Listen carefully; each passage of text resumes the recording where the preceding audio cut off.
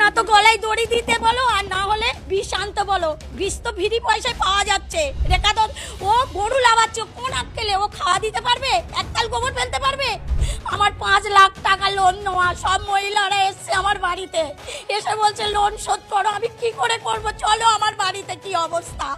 শুভেন্দু অধিকারী এসে, তুই গদিতে বসে আছিস, তুই কি করছিস? মানুষকে এরকম করে হিন্দু ধর্মতে সবকিছু তো নষ্ট করে দিচ্ছিস।